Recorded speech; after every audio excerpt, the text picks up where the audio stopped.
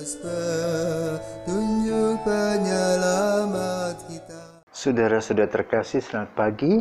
Salam jumpa lagi dalam Sabda Siap Saji. Hari Rabu, 19 Agustus 2020. Marilah kita berdoa. Karena Bapa, Putra, dan Roh Kudus. Amin. Tuhan Yesus Sang Gembala Agung, Kau bersabda, agar kami boleh menjadi gembala yang baik. Maka aku mohon kepadamu, semoga para gembala umat-Mu selalu setia pada tugas perutusan yang dipercayakan kepada mereka. Semoga sebagai salah satu dari kawanan domba, kami selalu mendukung tugas mereka, kini dan sepanjang masa. Amin. Tuhan bersamamu dan bersama rohmu. Inilah Injil Yesus Kristus menurut Matius. Dimuliakanlah Tuhan. Sekali peristiwa, Yesus mengemukakan perumpamaan berikut pada murid-muridnya. Hal kerajaan surga itu seperti seorang tuan rumah yang pagi-pagi benar keluar mencari pekerja untuk kebun anggurnya. Setelah sepakat dengan para pekerja mengenai upah sedinar sehari, ia menyuruh mereka ke kebun anggurnya. Kira-kira pukul 9 pagi ia keluar pula dan lihatnya ada orang lain menganggur di pasar. Katanya kepada mereka, "Pergi jugalah kalian ke kebun anggurku, dan aku akan memberimu apa yang pantas." Dan mereka pun pergi. Kira-kira pukul 12 dan pukul 3 sore ia keluar pula dan berbuat seperti tadi. Kira-kira pukul 5 sore ia keluar lagi dan mendapati orang-orang lain pula. Katanya kepada mereka, "Mengapa kalian menganggur saja di sini sepanjang hari?"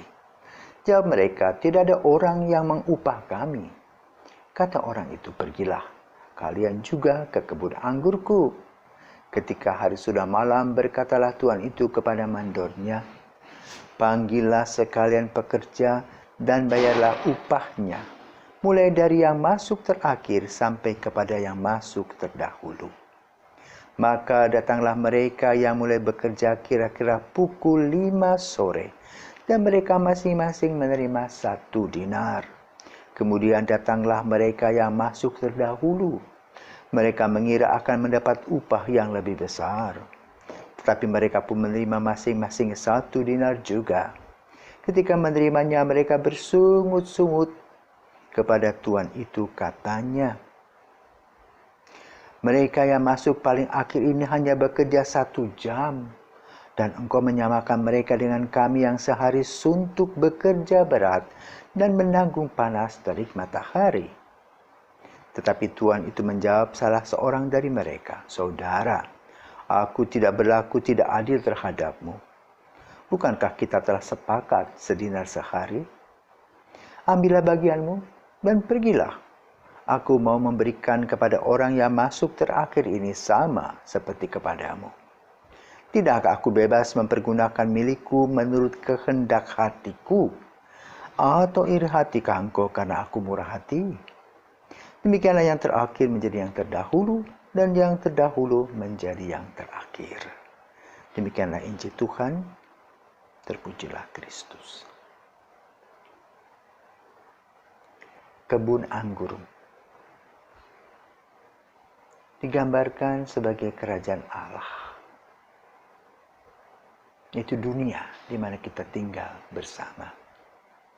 Sebagai makhluk ciptaan, sebagai citra Allah. Lalu apa yang Tuhan berikan kepada kita? Yang diberikan kepada kita adalah talenta, karisma. Semua orang mendapat talenta dan karisma masing-masing.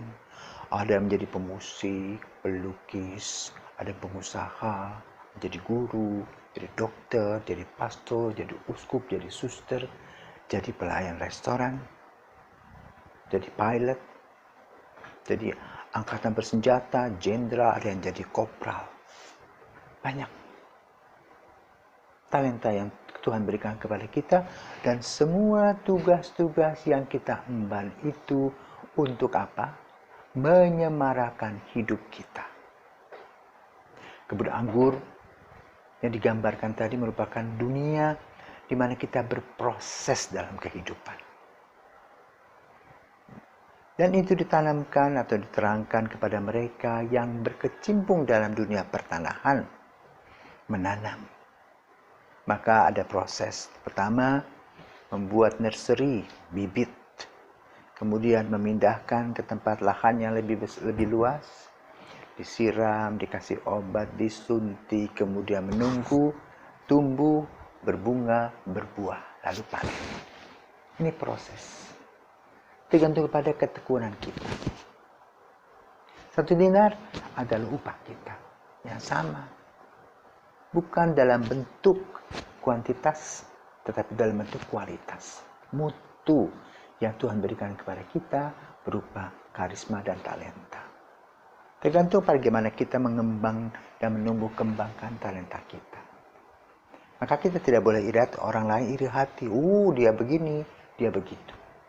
Lihat usaha kita. Apakah usaha kita sudah maksimal atau belum? Sehingga kalau kita menggunakan akal budi kita yang sehat dengan kerja keras, akan ada hasil. Juga disertai dengan doa-doa. Itu yang diinginkan oleh Yesus. Bukan kita menggerutu, melihat iri hati pada orang. Tetap kita tidak bekerja, kita tidak melihat kelebihan-kelebihan yang kita miliki. Maka dalam masa COVID ini, banyak ibu-ibu yang belanja untuk beli mesin ini, mesin itu. Mereka kreatif, jual ini, jual itu, tanam ini, tanam itu. Nah, ini sebetulnya. Hidup harus diisi dengan hal-hal positif. Karena itu, dalam Injil pada hari ini kita diajarkan untuk lihat bahwa kesempatan yang Tuhan berikan itu 1 kali. Kalau kita bisa merefleksikan diri akan adanya hambatan, tantangan, peluang, kesempatan yang Tuhan berikan kepada kita, dan marilah kita nikmati. Karena Yesus berkata, siapa yang terdahulu akan menjadi terakhir, dan yang terakhir menjadi yang terdahulu. Maka mari kita pergi ke kebun anggur Tuhan untuk bekerja.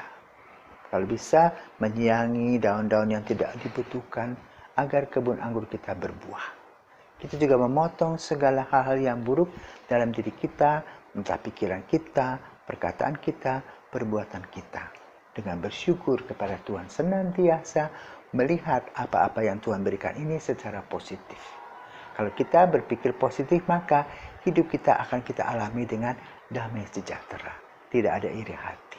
Tetapi kita support, kita bangga atas hasil orang-orang lain. Dan juga bangga kepada kita masing-masing. Semoga Tuhan memberkati.